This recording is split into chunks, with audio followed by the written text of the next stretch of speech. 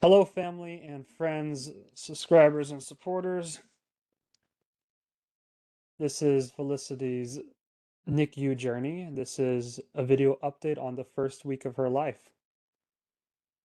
First off, want to thank all of you for the love, support, and prayers that you have sent our way. It's been tremendously helpful. It's sustained us, and we felt that strength this first very chaotic week of Felicity's life. And so I want to thank you for that. That's been a tremendous blessing.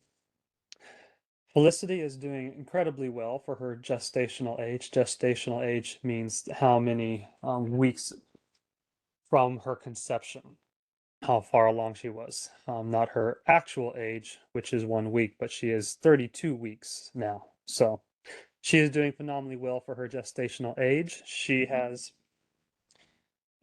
gained significant weight, or her weight is on track, I should say. She is breathing very well, projected to come off of her CPAP machine here in the next few days.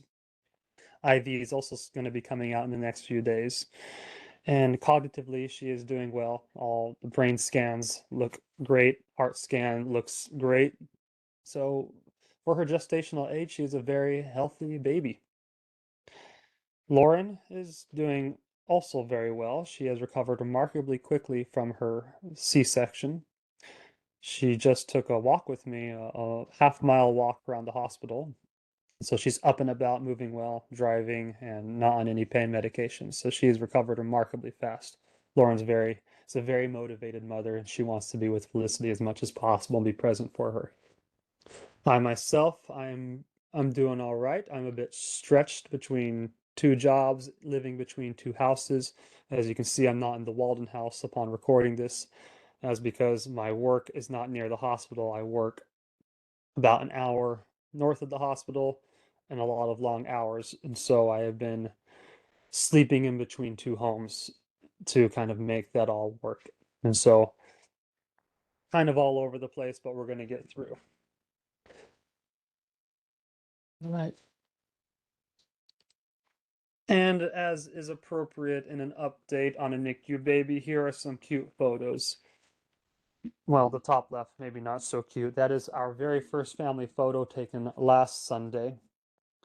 Felicity is still very, very tiny. And there's my beautiful wife and myself. We look like we are just joyful and happy, but also completely strung out and stressed. You can tell that both of us are on an adrenaline rush. And that was kind of the first calm in the storm we had was when Lauren was able to finally hold Felicity. She's still she's still in the hospital. I think those are IVs in Lauren's arm, so she's still actually a hospital patient. But that was our very first family photo. The one on underneath, that's Felicity just taken a couple days ago. She is very alert, very aware.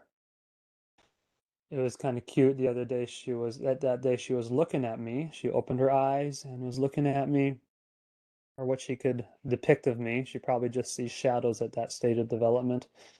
But then the nurse was making some noise on her other side, and she actually turned her head to direct her attention to what the noise was. And so that's very promising. She is cognitively aware. She's with it, which I think is really cool. And on the right, you see Felicity. She is staring at the nurse. She's still a very feisty baby. Everyone calls her spicy and feisty. She's very opinionated, wants things her way. And so that's her glaring with her judgmental eyes at how the nurse or the respiratory therapist is doing their cares. As you can see, Felicity actually has my eye shape. I can't tell what color of eyes she's gonna have yet. She also has my hair, and so a lot of the Filipino genes are present in Felicity. So yeah, definitely my baby, definitely my hair. That's the number one thing all the nurses and doctors see when they take off the little cap that she has to wear for her respiratory get up. They always comment, say, "Wow, what a head full of hair." And so that is week one of Felicity's life, kind of a general report. The next the rest of this video is going to be me talking about what I have learned being a NICU dad, and it's going to consist of more neuroscience, more medical terminology. So if you want to stick around and listen to that, you are welcome to. Okay. So in that last video update, I mentioned how relieved Lauren and I were when we were in the OR and Lauren was undergoing the C-section, and when they took Felicity out, we couldn't see it happening, but when we heard that first cry, the utter relief we felt. And the reason why we felt such utter relief at that first cry, and it was a really cute little high-pitched piggy type of cry. It sounded like a pig or a goat. But it was such a relief because a lot of preterm babies aren't actually able to breathe on their own. They don't have the ability. They will try, but because they are lacking mature lungs, what happens is they try and take that first breath and nothing comes out. What happens is the alveoli sacs constrict and they can't do anything. And that's because babies lack a certain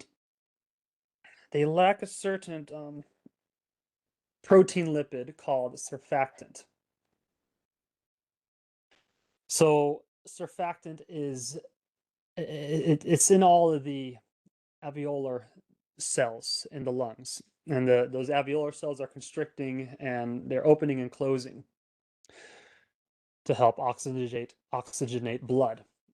And what the surfactant does is it allows the alveoli to be flexible by reducing the surface tension and giving it that flexibility. Babies do not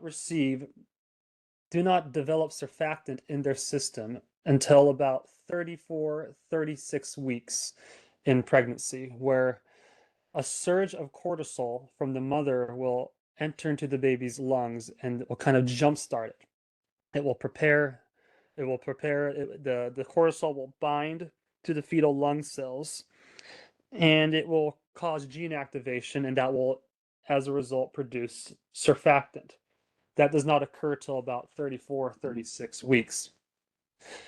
That's why preemies, when they are born early, are at risk of it's called respiratory distress syndrome, because they'll try and breathe and the lungs just aren't flexible enough and they need immediate ventilation. Quite often they'll need resuscitation. So that's why if you are pregnant and you are having complications in your pregnancy, it's very important to keep up on your symptoms and not wait till your symptoms become catastrophic. Because if you admit to the hospital and they have to do an emergency C-section, they aren't able to actually administer. I'm going to do this. It's very important to stay on top of your symptoms, because if you present to the hospital and you let your symptoms get out of control with preeclampsia or other complications, you're not going to have time to receive a steroid shot. And so what they do for babies that are preemie, if they're going to have to deliver early, is they will give the mother a dosage of the steroid shot, and that mimics the same cortisol flood that would occur at 34 weeks, and that gives the baby lungs a moment to jumpstart, but it takes 24 hours for that steroid shot to take effect.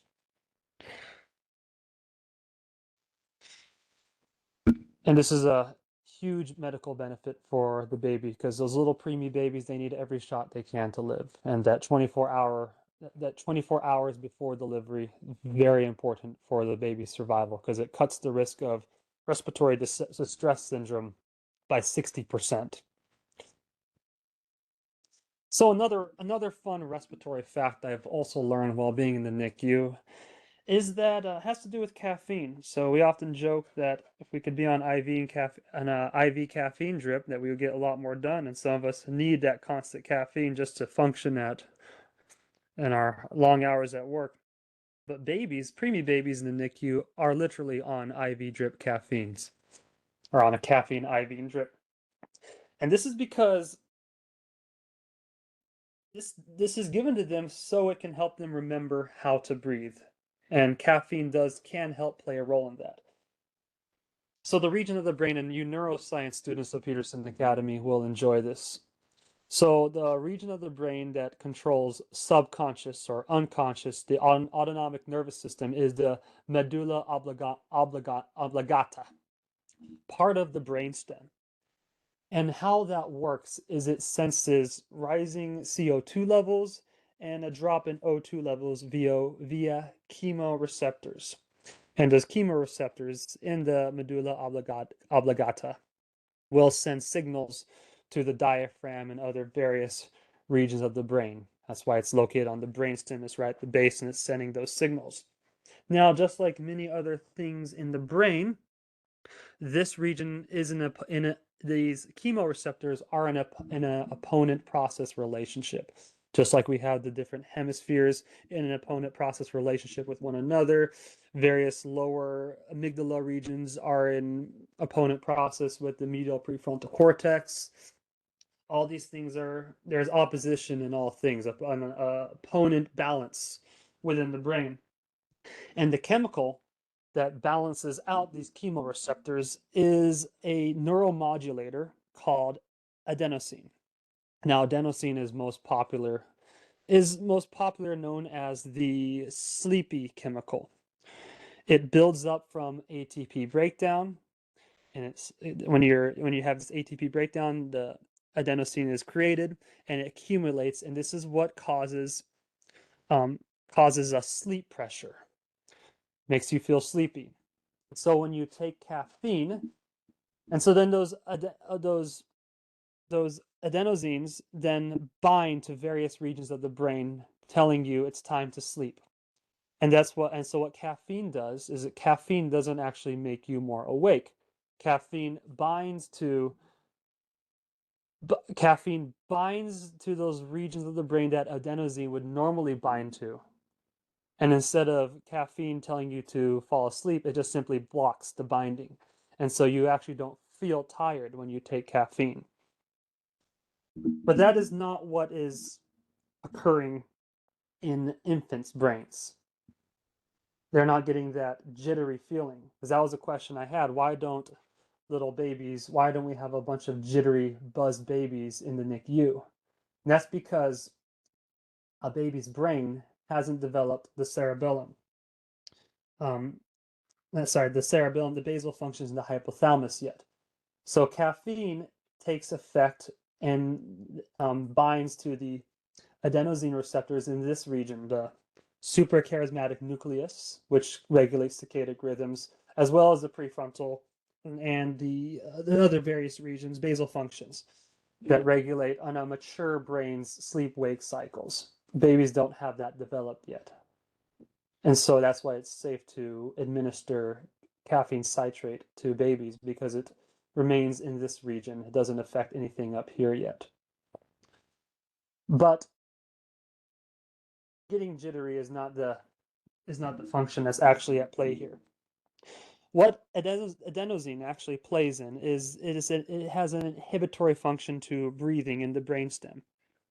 In medullary respiratory centers, adenosine binds to A1 and A2 receptors, and that's what's actually in an opponent process relationship with breathing.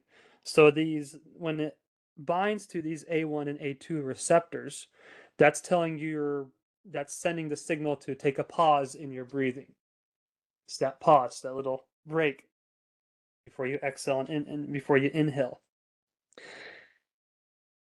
And so it's helping balance out, fine-tune the rhythm of breath when you have, because you're not thinking about your rhythm of breath when you are running, when you are relaxing, you don't think about those things, but the balance between adenosine and the chemoreceptors that are sensing O2 levels, those are in an opponent process relationship, and that fine-tunes your breathing. However, for babies, they have a very immature, underdeveloped medulla oblongata region of the brain. Their brainstem is not fully developed. And so what happens is they can still breathe, but those chemoreceptors get overpowered by an excess of adenosine. And so what literally happens in that region of the brain is they forget to take a breath. They're on a constant pause. And this is known as central apnea. Not the same thing as sleep apnea. That's more based on an obstruction to breathing, but this is central apnea or premature apnea, where your brain just literally forgets to breathe. And so doctors will prescribe caffeine to preemie babies so that those caffeine molecules can bind to the A1, A2 receptors, blocking the adenosine from telling the brain to go to sleep and thus keep breathing going. And that is the main benefit, and what I find very interesting, that all our NICU babies are caffeinated.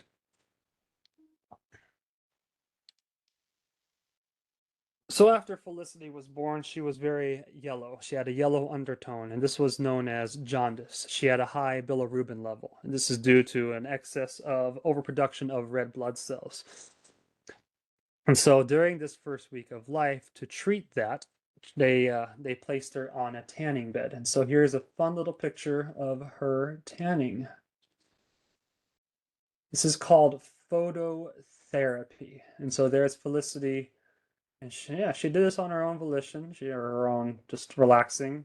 She sprawled out and she was just soaking in the tanning bed. You can see her little safety eye patches.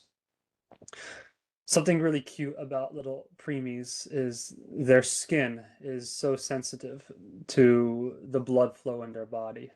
So when Felicity would get angry, she was like that little baby off of The Incredibles, Jack Jack, and her whole body would literally turn red from her little preemie rage. Quite a cute little thing.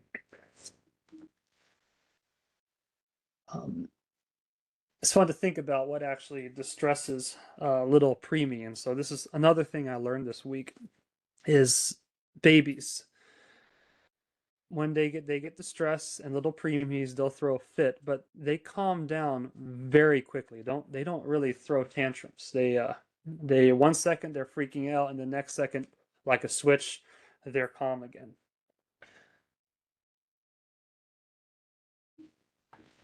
And I notice when they freak out, what a little preemie does is they will actually extend their arms and extend their legs out when they are frustrated. And so what a preemie is doing when they are pushing out their arms and leg is they're trying to feel out the secure boundaries. They're trying to feel for the mother's womb to get that sense of security. And you'll see this when a preemie puts out their hands, arms, and legs, and they don't feel that boundary, their arms will like shake. Like they get upset.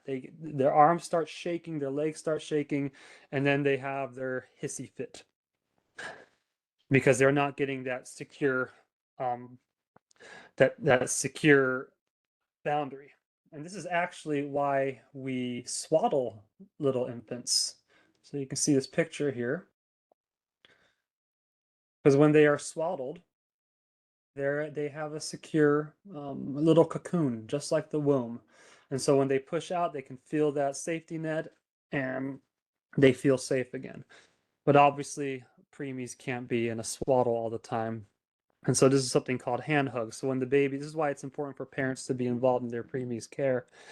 When the nurse is taking a temperature in the armpit, prodding them with a stethoscope, or having to do a blood draw, the babies will freak out. But if there's another set of hands, what the other set of hands can do, usually the parent, is they can actually give the baby a hand hug. And that is when they push their legs to their chest and cup their head, or just bring their arms together and just kind of suppress them in a way, cocoon them. And I've noticed that as soon as I do that, Felicity is okay and she's happy and she's content. We actually drew a blood draw the other day, and I was there and I just comforted her, and not a problem. And drew the blood. She didn't even notice, but she did try and push out initially.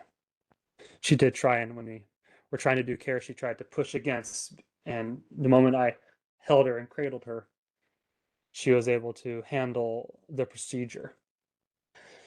Um, this wasn't always the case in NICU history. Back in the early days, they didn't understand this cradling aspect, and they would do procedures on babies, tie their hands down so they can do work, tie their hands down so they don't pull off their IVs and everything. but it's best to try and replicate the womb. That's what's going to be most healthy for the baby's cognitive development.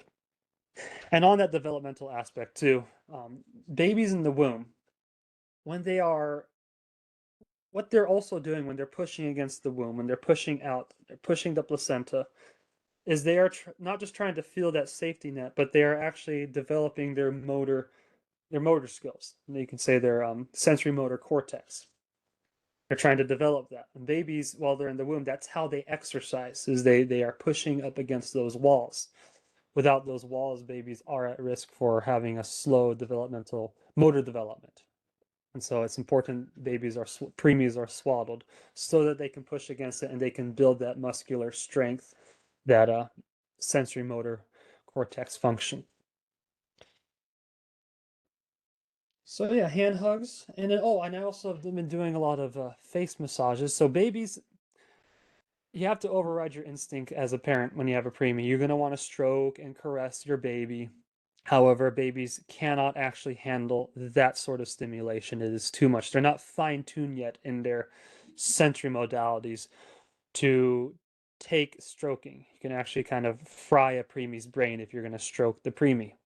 You just what is needed is heavy, firm hands, holding, touching.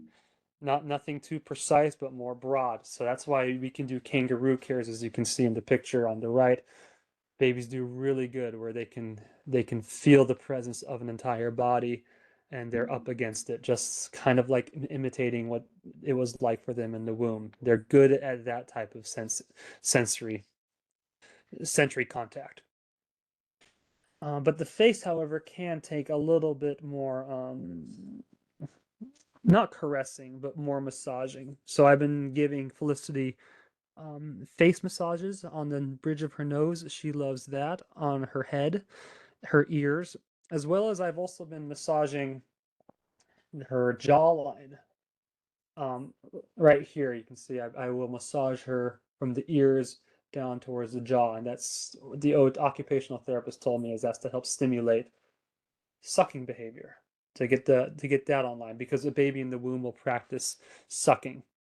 And when you're not in the womb, it can be harder to practice to start practicing that. And so as a parent, you can do that to help kind of jumpstart sucking behavior. Um, so that's all for my report today, kind of what I've been learning. I'll have more. There's a lot more when it comes to the kangaroo care that when you hold the baby. Tomorrow, we're hopefully going to be doing that twice a day from here on out. So Felicity will get 2 times a day on kangaroo care.